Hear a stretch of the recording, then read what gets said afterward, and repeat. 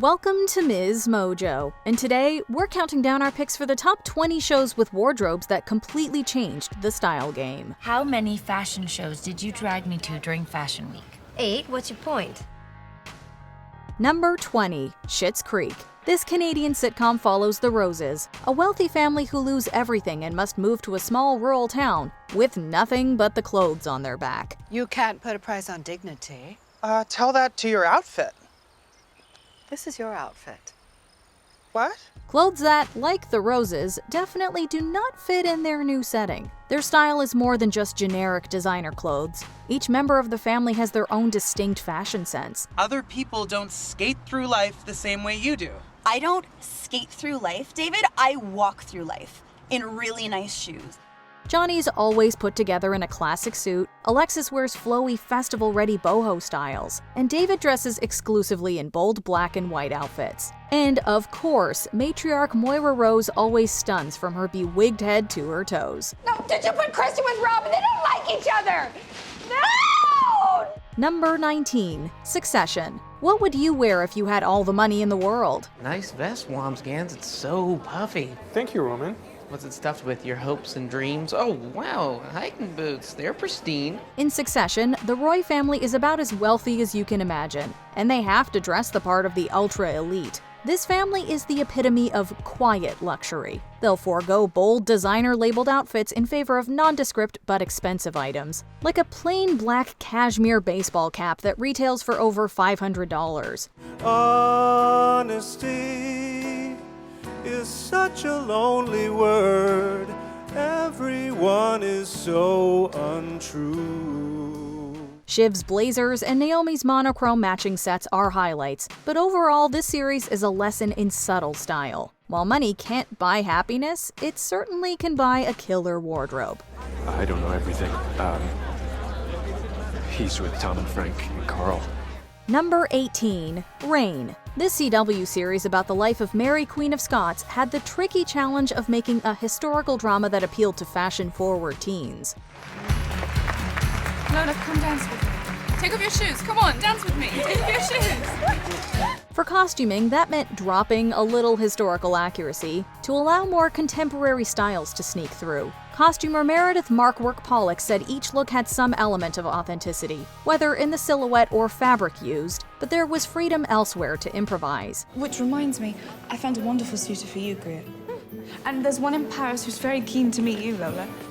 The result is basically every history-loving teen's dream prom inspo. From detailed embroidery to dramatic velvet cloaks, these costumes are eye-catching and totally unique to this show. It's a new dance from Spain. I would have invited you to the lesson, but seeing as you don't respond to any of my invitations. Your invitations? To tea, for riding, perhaps a simple thank you for the tiara I sent you. Number 17, Scream Queens. Ryan Murphy's horror satire starring Emma Roberts and Jamie Lee Curtis was tragically short-lived, but its 2 seasons packed a serious fashion punch.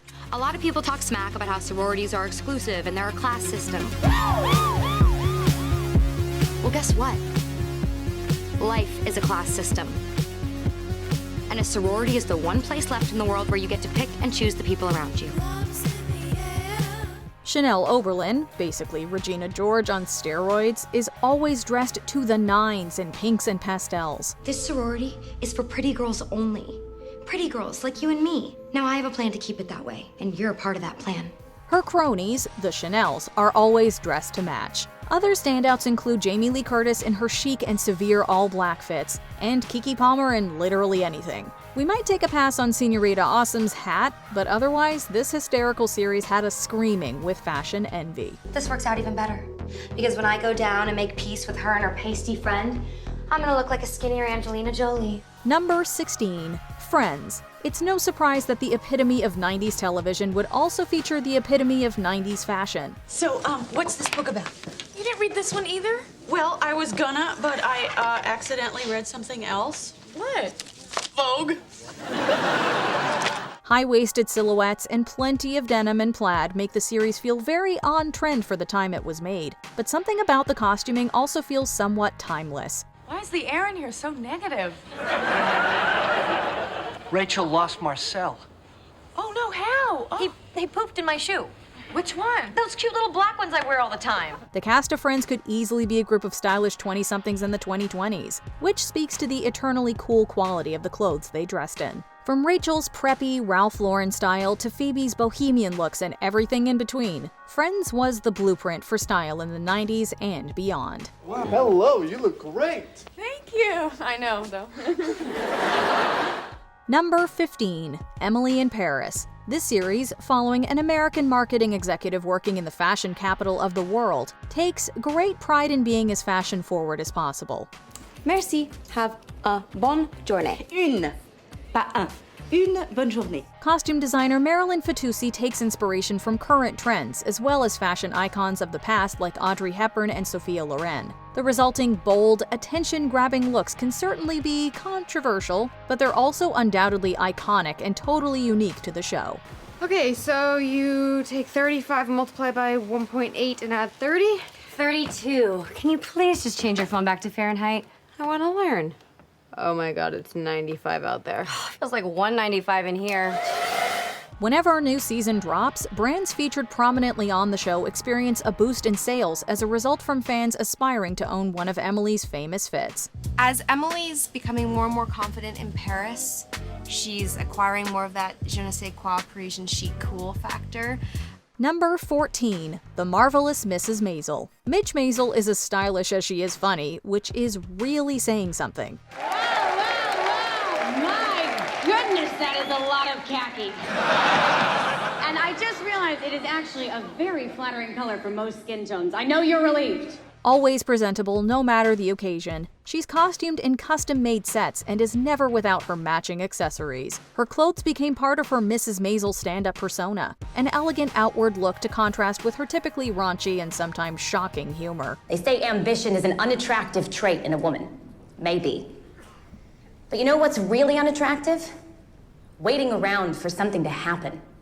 Staring out a window thinking the life you should be living is out there somewhere, but not being willing to open the door and go get it, even if someone tells you you can't. Not only is her wardrobe a vintage fashion lover's dream, but the writers of this show managed to capture Midge's passion for fashion without ever portraying her as shallow or self-obsessed. She wants to look good, and she knows good and well how to do it. Hey, buddy. This doing anything for you? Midge. Fine, give me those back. I'll have Imogene dig up the USO shots and I'll bring them next month, okay? Thank you for your service. Number 13, The White Lotus. Mike White's suspenseful series about what the fabulously wealthy but morally corrupt get up to on vacation completely takes over the internet every time a new series is released. I may be paranoid, but I need you to drive me in the boat. Drive the boat to the shore.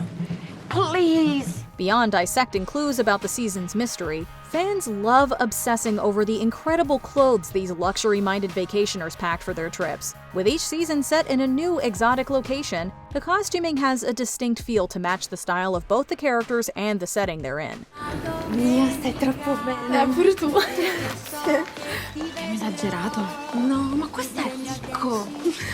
Who could forget Tanya's loud patterned caftans, the Ratliffs' classic southern charm, or Chelsea's unique crocheted pieces? This series tells as much of a story with its fashion as it does with its writing. You look beautiful. Thank you. Number 12, The Nanny. Fran Fine doesn't dress to blend in with the wealthy family she works for. She only knows how to stand out. Okay, I'm ready. How do I look? Fine, now let's go. Fine, I need gorgeous. I'm changing. Her bold and flashy outfit served as a contrast to the conservative, upper-class world she suddenly finds herself in. Fine's style is completely unique, the result of close collaboration between Fran Drescher and costume designer Brenda Cooper. May I see your resume, please? Oh, yeah, sure. Crayon? Lipstick. Of course. And what a lovely shade. They were careful to ensure that Fine's outfits never came across as trashy, but instead conveyed a confident, put-together, and stylish individual. Decades later, Fran Fine still serves as the ultimate fashion inspiration for anyone who isn't afraid to make a statement. How do I look? Gorgeous! Number 11, Bridgerton. Captivatingly romantic tales play out in a sea of pastels, corsets, and elaborate embroidery, making up some of the best costumes on television. I've heard a rumor that the special license you seek to marry has been denied.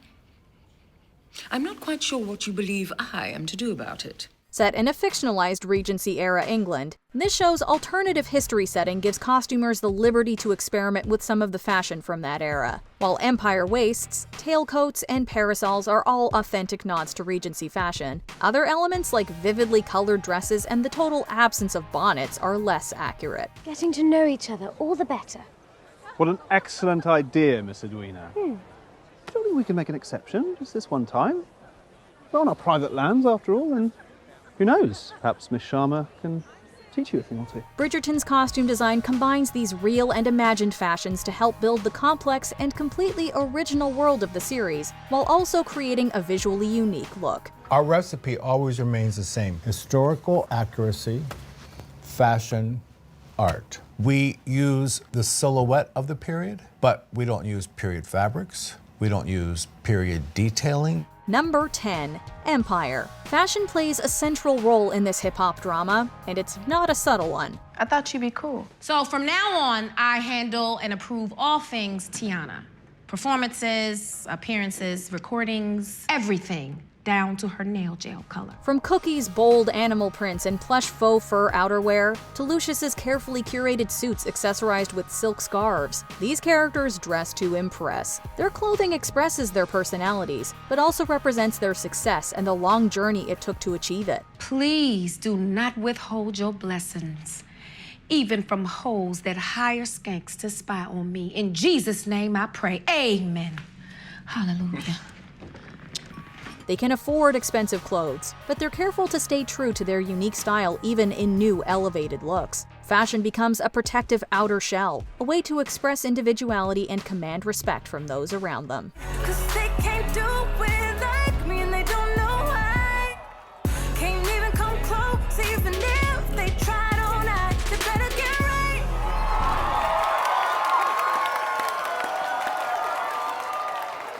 Yeah, to the Empire! Number 9. Downton Abbey. Good morning, Carson. Good morning, my lord. Is it true what they're saying? Not surprising that a show about a high-class family would feature some fancy attire. Bates, no one told me you were on this train. They didn't know, milady.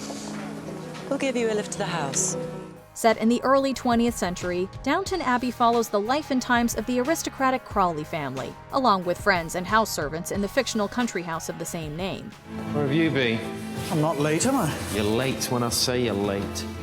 With current events being the sinking of the Titanic and World War I, I thought it was supposed to be unsinkable. those of higher class should only have the best wardrobe, dazzling and elegant dresses for the ladies, Tomorrow, let's ask the servants to come up and dine with us. It'll make things easier. and striking suits for the gentlemen. Hello, Mama. Can I tempt you to one of these new cocktails? I don't think so. They look too exciting for so early in the evening, don't you think so, Carson? As the series progresses, we get to see the extraordinary changes in fashion that match the changing times in 20th century Britain. That makes it all worth it. Makes what worth it? It would take too long to explain. Suffice to say, the butler is back in his box. Number 8. Ugly Betty. Hi, that's me. I have a hard copy of my resume if you need it. Should I follow you? Living proof that you don't need to be a fashionista to make it big in the fashion business, Betty Suarez, your stereotypical, quote, ugly girl, has surprised everyone around her by landing a job as a personal assistant at the prestigious Mode fashion magazine. Oh, no. I work here. For the new editor-in-chief. With her adult braces and mismatched outfits, Betty's a fish out of water amongst her more fashionable co-workers. Get away from me, you bloated troll. But she makes up for it with her inside-out knowledge of the fashion world. She may not be a goddess in looks, but Ugly Betty helps Mode and the world look a little more gorgeous. Ready, steady, go! Number 7. Dynasty. It's always the richest families that have the most glamorous attire.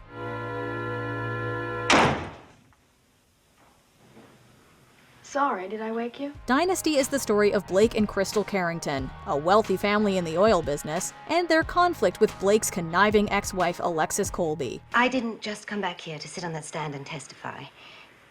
Your father's a part of my life that's over. When Crystal and Alexis aren't trying to claw each other's eyes out, the cast can be seen bringing style to the show with padded shoulders and power suits. If you want a rematch, just whistle. If you can. The audience fell in love with the show's fashion so much that it inspired its own clothing collection. If the look is a little familiar, it's because you've seen them all before on Dynasty. So everyone could share the style of the incredibly popular 80s primetime soap opera. This time tomorrow, I shall own Denver Carrington. There'll be no reason for you to stay in Denver anymore, so why don't you save yourself a lot of misery and leave now? Number 6, Charlie's Angels. My name is Charlie. Once upon a time, there were 3 girls from the 1970s who could solve mysteries and look good doing it. Hello. It's Charlie, Angel. Time to go to work. Unsatisfied with their jobs after graduating from the police academy, 3 women are hired by the mysterious Charlie Townsend to serve as his angels in private investigation. Now, this will be your scene of operations. The Samara Vineyards in the Valley of the Moon. The Angels may have changed members throughout the show's run, but one thing never changed: 3 gorgeous ladies in 70s apparel. Colonel Morales commands the narcotics division of the state police. His helicopter teams have already destroyed hundreds of poppy and marijuana fields. With feathered hair, flared pants, and plaid to spare, these angels are always ready to fight crime with style. They both have alibis, Jesse. Yours is blown. Let me see those photographs. No.